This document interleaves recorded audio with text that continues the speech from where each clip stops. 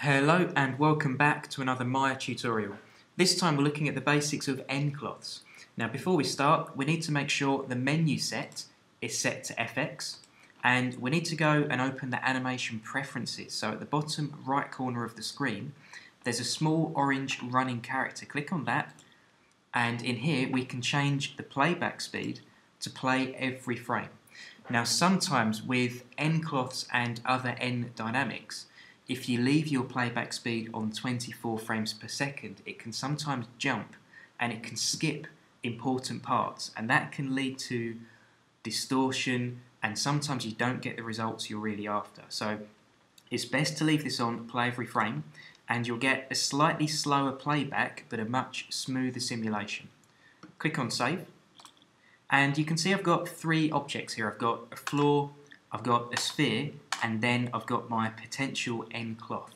So for the nCloth we need to add some divisions. If you leave it on 1, it will stay rigid and it won't bend, it won't fold or wrap around objects.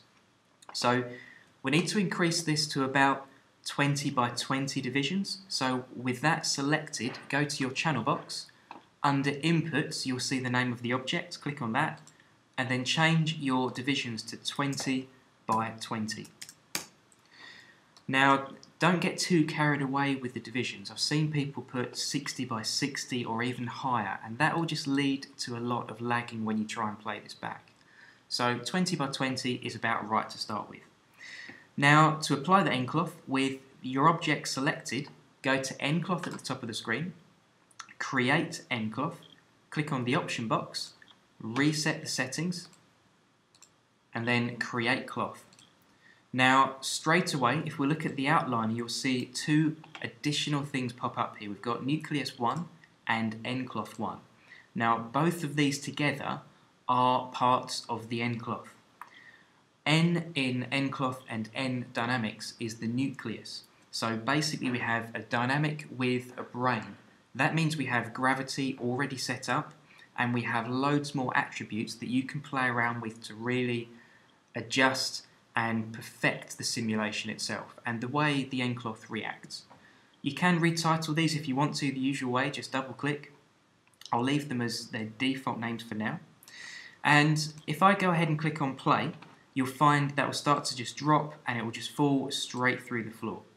Now, we need some more frames here. We've only got 120, which is 5 seconds. So go ahead and put in about 500 or 600 frames. That'll be in this first box down here. I'll go for 600, press enter, and that just gives us some more time to play around. So to make the cloth react with different objects, we need to select one of those. You can select both and do them both at the same time, but I'll show you why it's easier to do one at a time. With that selected, go back to nCloth, create a passive collider, go to the option box, reset the settings again, then make collide, and once we've done that, you'll see in the outline we now have an N rigid 1 item come up here. You'll get one of these per object that is a passive collider. Now the reason we do one at a time is so we can title that, because you'll end up with N rigid 1, 2, 3, and it will just give you different numbers and you won't know which one's which. So retitle that. I'll call this Sphere 1, so we know that relates to our Sphere 1 up here.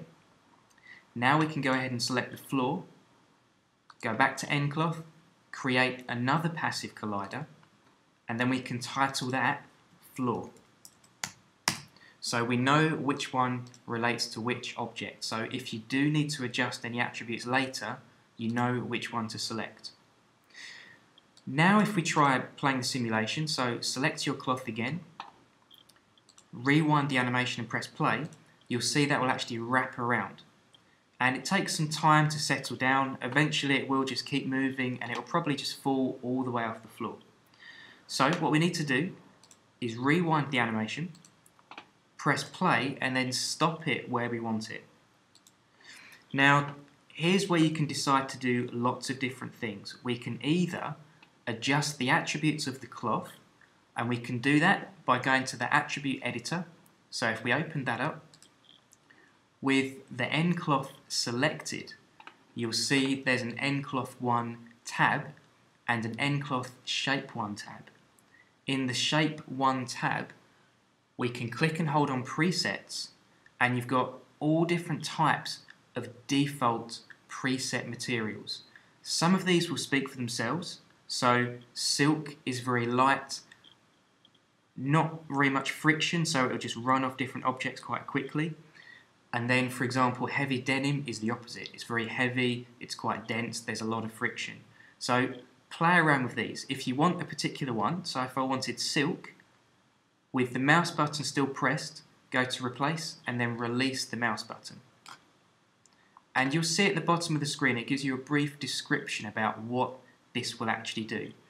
And it really is trial and error. So give it a try, rewind, and then press play again. And you'll need to try lots of different ones, different shaped objects, and just see how it actually moves. So we can see this is much lighter. It's not trying to run off the table or anything. If this was a table or a floor, and I'll press stop. And if I deselect, it looks a bit jagged because it's not yet smooth. So if I select it, press 3 to smooth that, and you can see now we have a very smooth looking cloth. If we leave it smoothed, it will lag quite a lot when we play it back. So it's best to press 1, unsmooth it until you're happy. Now, a couple of tricks you can do here.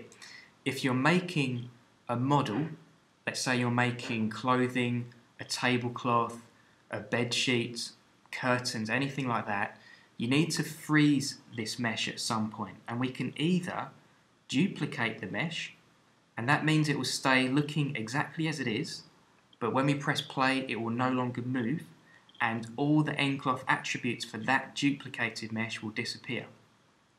Or we can set what we call an initial state. So with this selected, if we go up to fields and solvers, then go down to initial state, we can go to set for selected. If we click on that, when we rewind the animation, it will stay as it is here.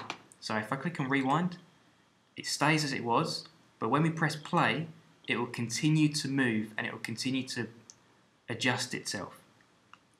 So if you want it frozen completely, duplicate it. If you want it so it's a hanging curtain perhaps, or if it's a flag, then we can just set an initial state. So click on stop, rewind the animation again, and if you want to remove that initial state or clear it, just go back to fields and solvers, initial state, and then clear initial state.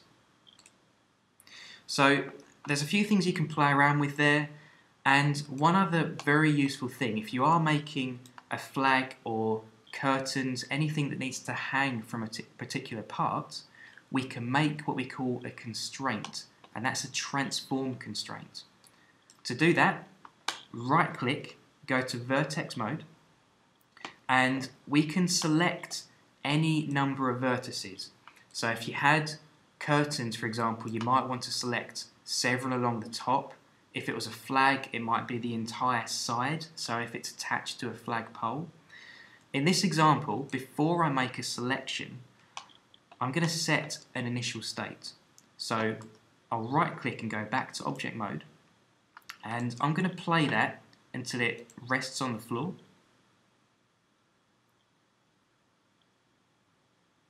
So I'll stop that there, and I'll set an initial state. So go back to fields and solvers, initial state, set for selected, and I want this to be, imagine a tablecloth that was being pulled away over an object.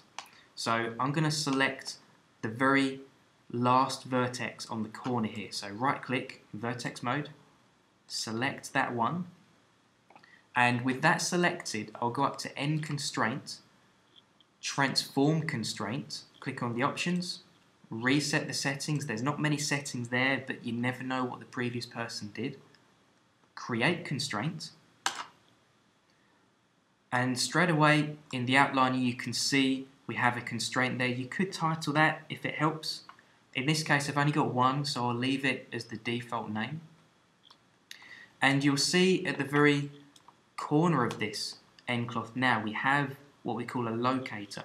Now that won't appear when you render this, but it means you've got something you can select, something you can move, and you can add keyframes if you want. So if we were to press play now, if we rewind and press play, that particular part, should it want to move, it can't. It will be locked and it's frozen. So if it was curtains, it can hang from that particular part, or if it was a flag, it could be on a flagpole.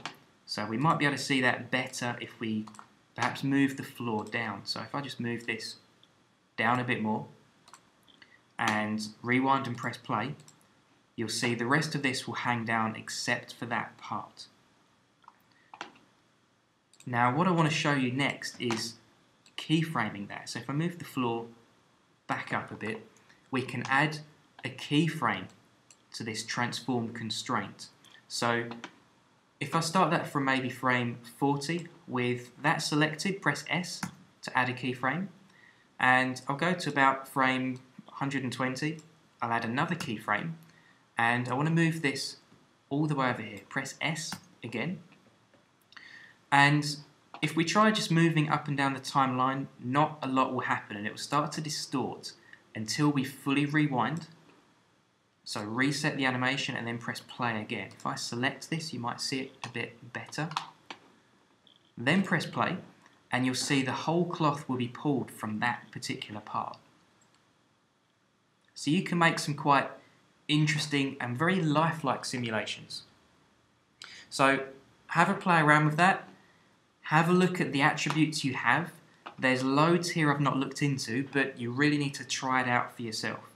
And just make sure you title everything that's relevant in the outliner so you know which part is which. And you can see we've gone from just 3 objects to a lot of different parts in the outliner here. So do title these. Make some notes of the settings you change. Make some screenshots if that helps. And then have a look at my part 2 for this tutorial to see what we can do with solid objects and nCloths.